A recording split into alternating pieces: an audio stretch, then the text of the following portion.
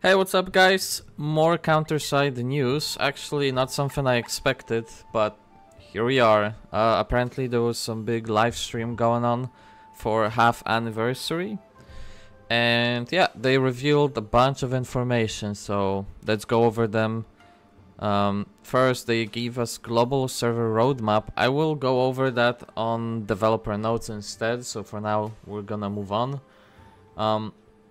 New Awaken employee, so they talked about 2 new Awaken units that will be coming to Korean server. So we're still decent amount of we're away. We're still away. It's not gonna happen anytime soon. And by the looks of it, they not necessarily slow it down, but kind of slow it down. So we will be taking a little longer time than I expected. But again, I'll talk about it later. So the first Awaken unit is the Chris, and she will be a 7-cost air-type supporter.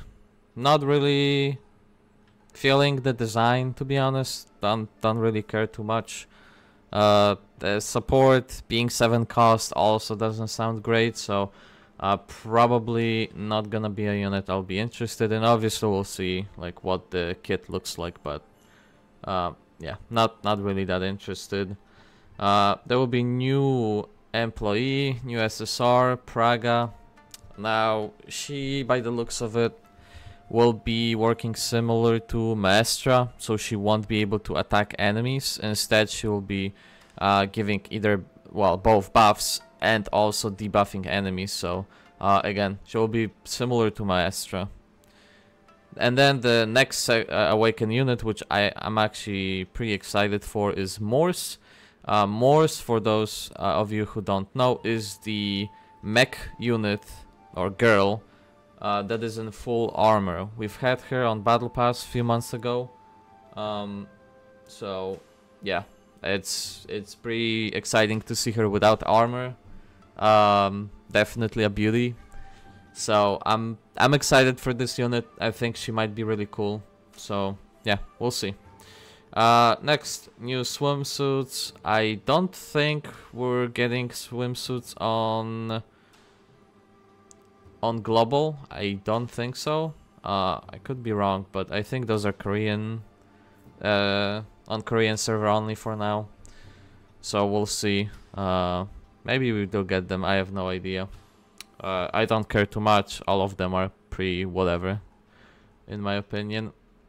Next, prestige skin, the Awaken Regina. It looks okay as a skin, but good luck spending 80,000 admin coins to get the skin. Like, to me, it's like the biggest scam and the biggest bullshit they've introduced to the game, to be honest. I just don't care about it, and yeah. That's about it. New thing they will be adding is the collection renewal, which is basically a system that gives you more information about character. So you'll be able to see more, you know, information for lore purposes, I guess, right? Date of birth, height, and maybe some more gameplay related stuff like specialties, and I don't know, maybe there's a little more here that's interesting. Maybe like some story of the character or something like that. We'll see. It is one feature that definitely was lacking, where you couldn't read about the character or like what faction they belong to and stuff like that, which actually sometimes would have been useful for me to figure out like what part of story the character is. So it's nice. I hope that's what they will be adding, like some more information for factions or lore and stuff like that. So yeah, good. New employee upgrade system, Alternium reactors. So this is a big one. They decided that a lot of old units are not strong enough in comparison to new units, which, yeah, of course. There is definitely a big power creep coming on. So they decided that instead of buffing or rearming those units, and well, they still will be doing that, right? Like, rearm is literally like the reason why rearm exists is to buff old SSR units to get them better in comparison to the new ones, right? But with Awaken units, there's not really much they can do other than like just pure buffing. So they will be introducing a new system called Alternium reactors. Your unit will have to be level 110 and have all skills leveled up to 5 before you can unlock this feature. And this feature will only be accessible on a few characters that they choose with each update. So in the upcoming update, which is on 9th of August, Awakened Hilde will be one of those units, Old Administration Lee Suyon, and regular SSR Nayubin. So units that are definitely not used, both of those SSRs, literally no one uses them. And Hilde, even though you see her like very rarely, there's just better tanks that just offer more, right? Like I like Hilde, so I use her every now and then, but she definitely is outdated as a unit, and if I have a choice, I use something else. But she will be getting a buff, so that's cool. Now the next patch, the next I guess group of units will be on August 16th, and we will be getting Awakened Yumina, which is actually interesting because I think she's decent. She has a niche use, but yeah, we're getting her. Liami also will be getting one. Jaina Kroppel also will be getting one, and actually Jaina is the unit I'm most interested in out of all of those units, especially because of the effect those reactors will give her. So I'm kind of excited for it. But we will go over this a little more in depth later. So another thing they're adding is the new PvE gimmick called Origin. So basically they want to do something that's it will kind of work the same as the roll advantage mechanic, and yeah, this mechanic basically will make it so your units will do more damage or take less damage from enemies, and this is only for PvE, so no PvP gauntlet stuff will be affected by it. It's PvE only. So yeah. Other thing they're adding is the workshop crafting improvements. So there will be no longer a time on crafting gear. Instead, you will be able to just craft those items immediately, and the maximum, I believe, crafting like amount will also be increased. So the extra crafting slots will be removed. Quartz will be refunded if you bought extra slots, and probably most of you did. And all of the immediate tickets, the ones that like skip the time, also will be refunded and exchanged for credits. So either use them now if you want to like mass craft something, or just actually no, it doesn't make sense to use them now because you can just wait for the update to happen and then craft for free. So just save those, and they will be, you will retrieve gold from them basically. So definitely try not to using them anymore. Next thing, half anniversary event rewards. So we are getting one Awakened employee selector, which will be up to Sigma for global, which is pretty generous. I think, let me see quickly, for the global side of things. Wait, I need to also sort by release date. So you literally can choose every single Awakened unit that is in the game, minus Awakened Chifuyu. That's on the banner. So yeah, that's pretty fucking good. I have no idea what I'll be grabbing, honestly. Probably one of the units I still don't have, just for the collection purposes. I wanted Nayubin because sometimes he's useful. I don't know, I don't have Curian. Maybe I'll grab Awakened Maria, actually. I think that's a unit that I was kind of on the fence to pull for, but I didn't because I needed to save the currency for units that like were way higher priority. But now that I have extra currency and well, I'll be getting the selector, I probably will grab honestly Maria, so that will be cool. Very nice. Another ticket that will be getting on 8.2 will be random awakened employee. So what you should do is first get the random awakened employee coupon, see what you get, and then use your awakened employee selector. So you can get 2 units. Hopefully you don't get the dupe with the random one. Last time I got Replacer King on both my Korean account and on my global account, so that kind of sucked. But yeah, hopefully this time I'll get either a dupe of something that's good or just a new unit. Any new unit I will be happy with. Selector, like I said, I'll probably just grab Maria. I think that's probably the best play for me. Other than that, we're getting 2 SSR employee selectors, so if you missed some SSR units, well, there's your chance. You'll be able to select 2 of them. You will also have 1 random SSR, so same thing, use your random SSR first and then use your 2 selectors afterwards to make sure you're getting maximum out of it. You also will be getting 1 SSR ship selector, 1 SSR operator selector. Here it honestly depends what you want to focus on. Do you want to focus on PvE or PvP? That will most likely be determining factor as what ship and what operator you will be grabbing. So yeah. Next, Britra and Inhibitor Relic Gear selectors times 4, so I'm assuming 4 Britra and 4 Inhibitor. Inhibitor definitely more worth because you can grab weapons for your tanks.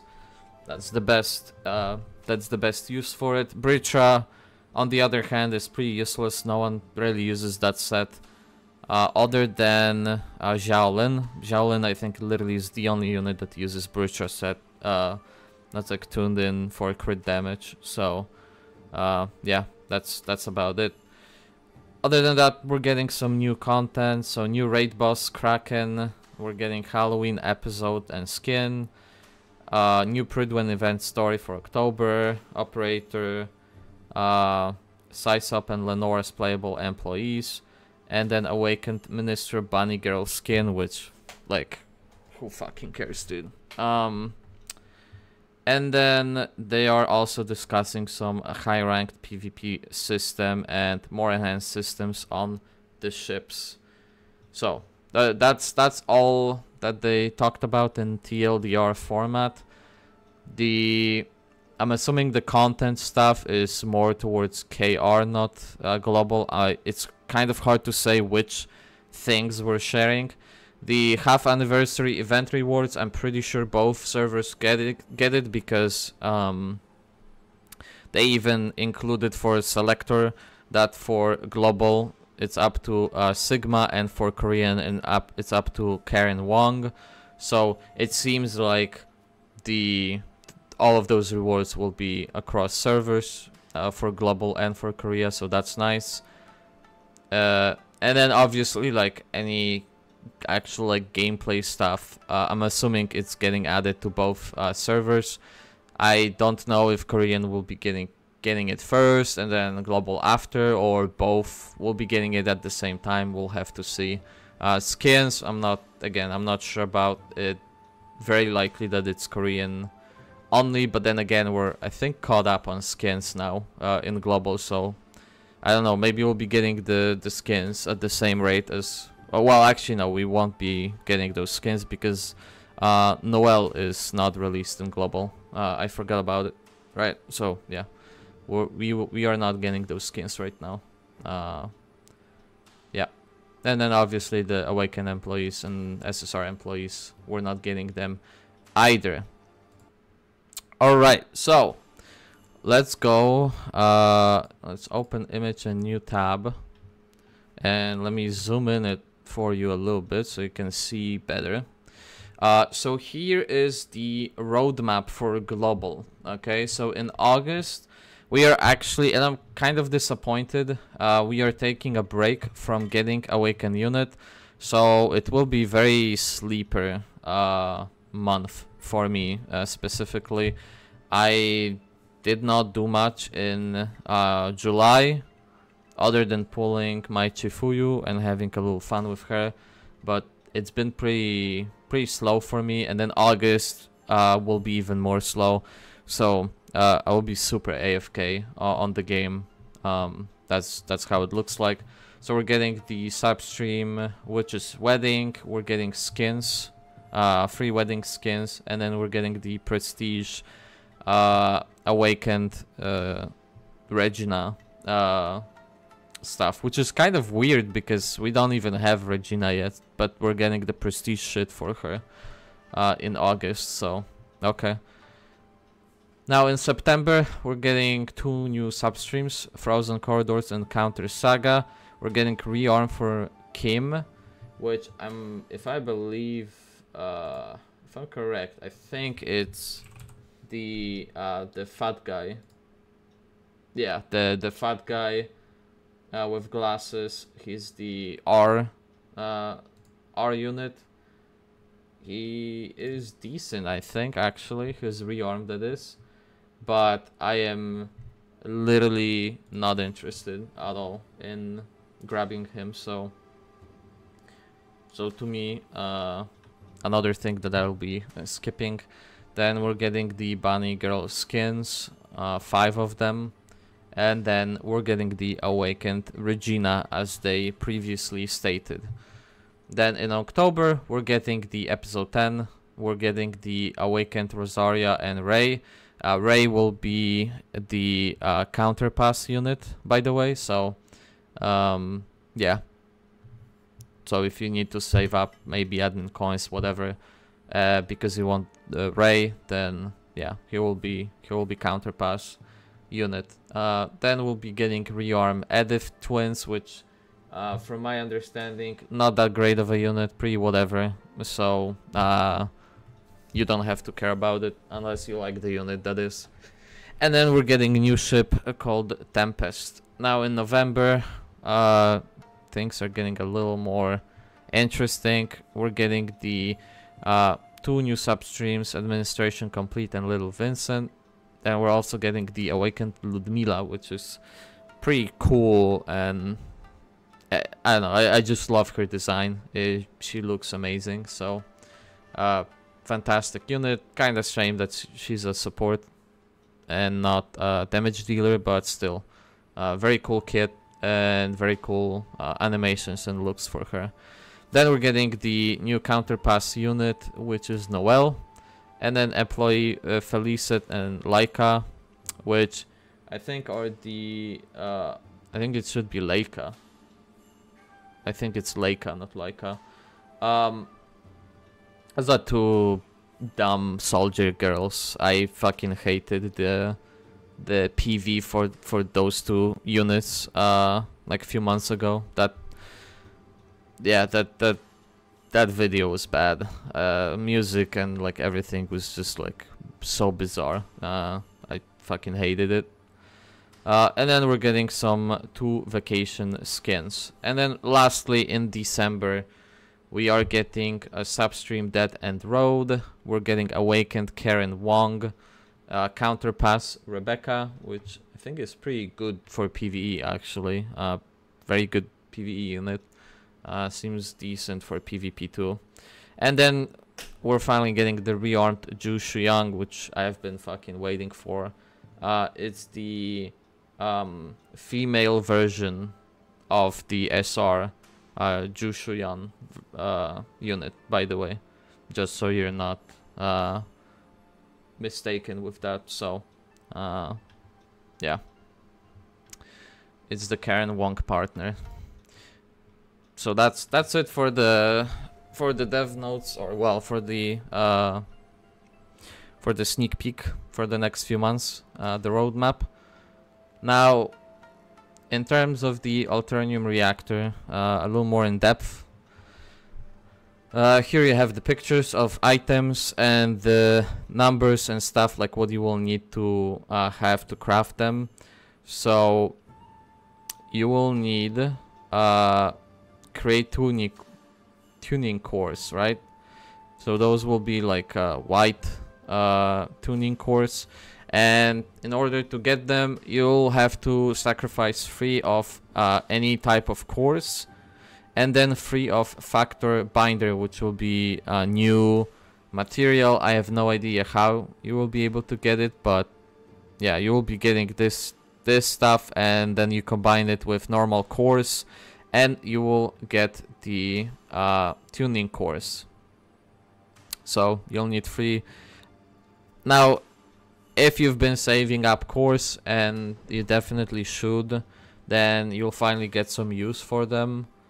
So I would advise to like try not to spend them and maybe save them up for this feature, because it will be definitely important to get your reactors going on those units. So now we can see how much we will need of those cores, and this is where the shit show begins, because you need 60 for level 1 for awakened unit, 90, 120, 150, and then finally 180. To say it's expensive would be an understatement. It's extremely fucking expensive.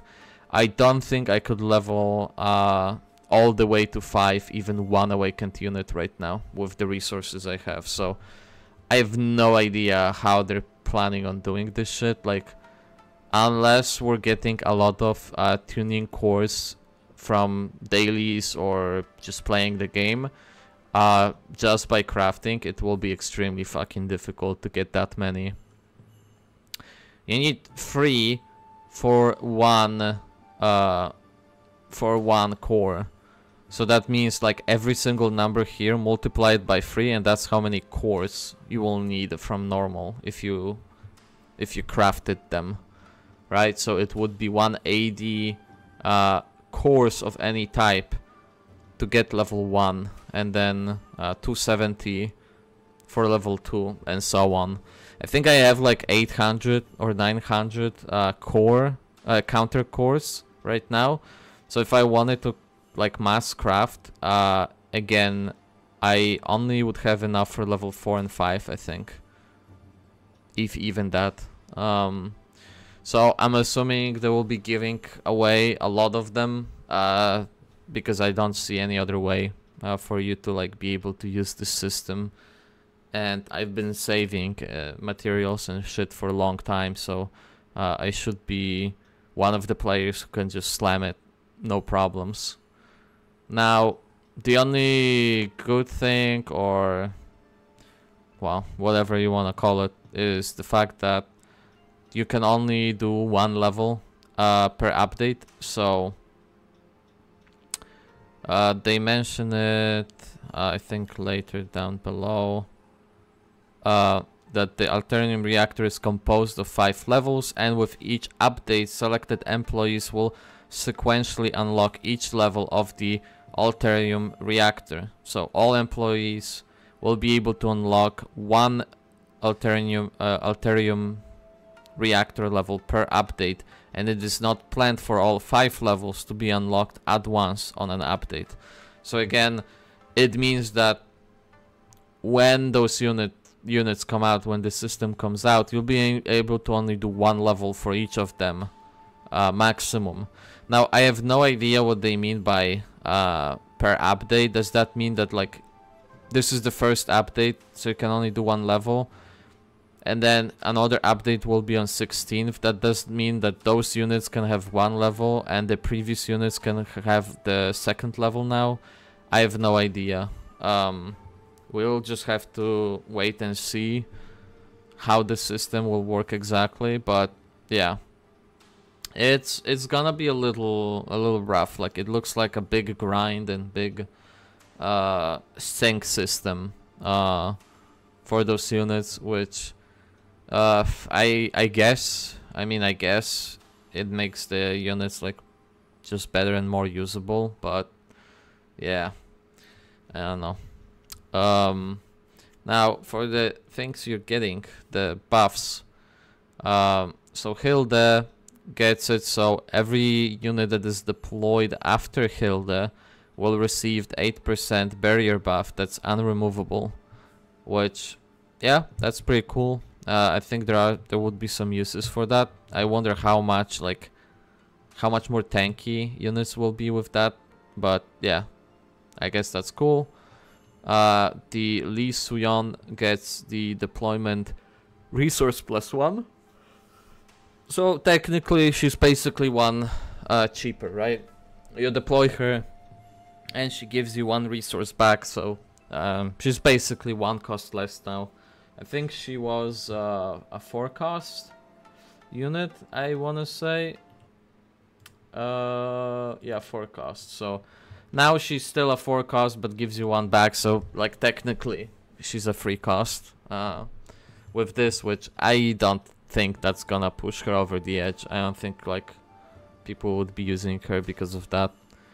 Nayubin has, when he strikes the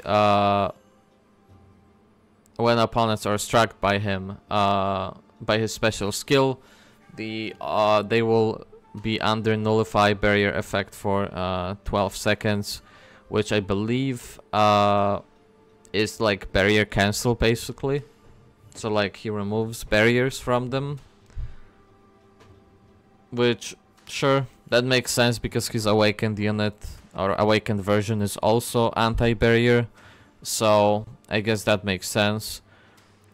Now it won't counter the Hilde because she has unremovable barrier buff, so yeah, so you wouldn't be able to remove it there. Now, the August 16 units are more interesting in my opinion. Yumina gets immortality for 10 seconds. Yeah, so she will cast special skill regardless of current cooldown status and immortal for 10 seconds before her death. So I'm assuming it's kind of similar to Chifuyu, Awakened Chifuyu. When she gets struck down and she's about to die, instead she will immediately proc special skill and then live for 10 seconds before she dies. That's like last 10 seconds of glory basically, which, yeah. So this will prevent her from not doing anything when you deploy her. Which, yeah, this definitely will help her and bring her up, especially for PvP. So I guess that's cool. Now Jaina is the one I'm looking at the most, to be honest. So when her passive skill is active, her attack speed will increase by 100%, as well as her fury will count as 2 instead of 1 for each basic attack. So I know she has some like auto attack stuff going on, and people actually did like her kit decently. But her downfall was her long ass animation for auto attacking. That was the main issue, to my understanding, and the reason why she's bad unit. But with this, when she gets attack speed and her shit will stack faster, I think that might be enough. I would have to wait and see, but I'm looking at it. I think there might be some good shit here. I think she might be actually usable. Now I'm not sure what the Fury stuff is. I'm assuming Fury stuff is the ulti. So like how quickly you can use your ulti and your skill. I think that's what it is. So when you get the passive, which when your HP drops to 40% or lower, she will attack twice as fast, and every single auto attack will count actually as 2 auto attacks. So her ulti will come back way fucking quicker, and so will her skill. So yeah, I think she will be very interesting unit. So we'll see. I wanted her rearm, but you know what? I'll take it. Now Liami is the last unit here, and she will get 20% barrier relative to her max HP on herself when she casts a special skill, which sure, it will help her survive a bit more. So cool. She's definitely been like the one of the weaker defenders in comparison to other SSRs. So yeah. Anything else here? No, we talked about it. Now origin stuff. Let's see. We can talk about the goal of it, I guess. So they're saying that the system is supposed to provide players with excitement of strategizing through content by deploying correct units based on the system. Moreover, the origin system will be applied not only to newly released units, but also to units that were released some time back. So, at least their goal with it is to make it more interesting and more strategy for PvE stuff, and make it so you're getting rewarded for placing units that naturally should excel on the stage or on the content. So we'll see. They don't talk much about it in depth, like what exactly does it mean, but yeah, we'll just have to wait and see. I'm not against it. It just, I don't know, like to me PvE didn't really need anything like that, but hey, maybe they cooked something cool and maybe it is good. We'll see. We'll see. Prestige scan, like I said before, 80,000 admin coins to spend, and then some boxes and probabilities in them. Doesn't matter. Multi-purchase feature, doesn't really matter. Workshop, we talked about it. Now they talked about the gear, the relic gears. So Swift relic gear is actually getting buffed, some of the sets at least. So let's sorry, not this. Go here. So as you can see, some of the sets will be getting buffed. I think most of them actually, the max value at least. So both CDR and attack speed, which are the most important ones, will be getting buffed. So those are latent abilities, by the way. And the gear you currently have in your possession will also be buffed in accordance to like new scaling. So if you've had, for example, max rolled attack speed piece, right, 4.8 latent, well then it will be scaled to 6.6, right? So yeah, you can probably calculate it right now what your pieces will have actually, because you can count like attack speed if it was halfway, right, exactly halfway mark between min and max, then you can do the same here.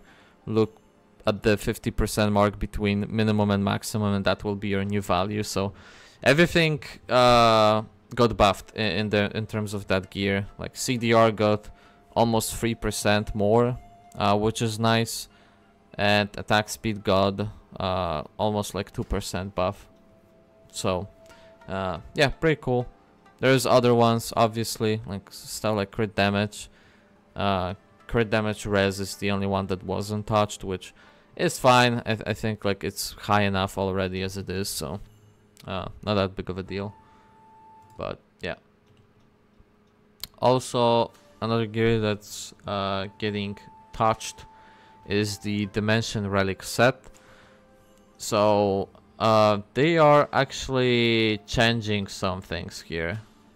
The total number of set option will remain at 16, but under used roll advantage option sets and barrier enhancement sets will be deleted and new options are added. So they are removing some of the sets that no one was using, like no one cared about.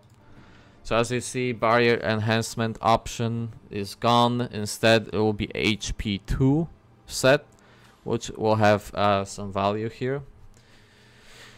which is interesting, because that means for your tank you might want to grab HP 2 set, and then for the 2-piece, well, actually no, just 4-piece. Actually, I wonder how much is regular one. It's 10%, I think. Yeah. So 20% versus 24. I don't think anyone will be crafting this just for the 4%, I'll be honest. I mean, I won't. I will not go out of my way to craft gear just so I can have 4 extra percent of max HP, personally.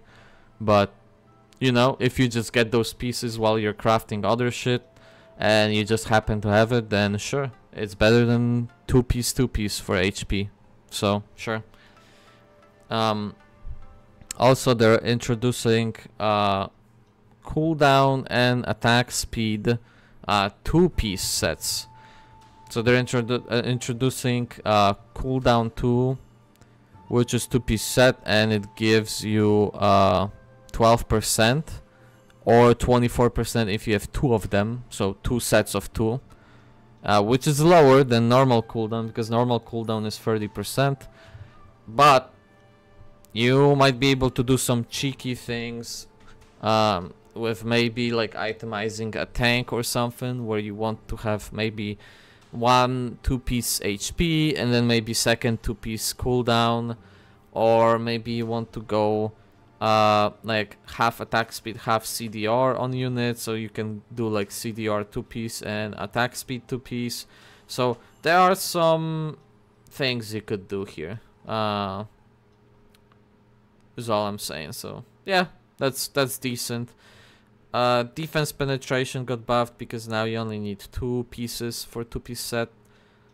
So that's cool. I don't know if I'll again like go out of my way, but it's definitely an option. Although again, most DPS units are using either cooldown or attack speed 4-piece, so I don't know if any of those will really change it. I can see maybe a unit that has specific kit or something, and you have to hit specific numbers maybe. Then you can do like some weird mix. Then maybe it makes sense. Defense penetration itself, I don't know how good that stat is, honestly, with the calculations. So hard for me to say if it's good or not. Anti-air and anti-ground damage also got buffed. They're also 2-piece sets now instead of 4-piece sets, so kind of similar thing as the defense penetration. Maybe some weird mixes would be possible, but in my opinion, for the most part, you still will want to stick to your tried and true attack speed and cooldown for your DPS. Besides, you have those gears crafted already, and you don't have to farm and craft new shit for this, since this will take time. So, you know, I guess it's better than it was, basically how I see it. But like overall, to me, the dimension relic sets are kind of weird, because I don't, like, for the most part you probably never want to have them, except I guess maybe some specific supports and stuff, but I don't know, it's too much brain damage to consider the choices. I think again, just go attack speed or cooldown and you're good. Like every guide you look at is also recommending just attack speed or cooldown reduction or HP defense, and yeah, you will be fine just using those. Yeah, they're also talking about dimension gears, that the current one will become legacy gear after update, and you can either use it still or just sell it.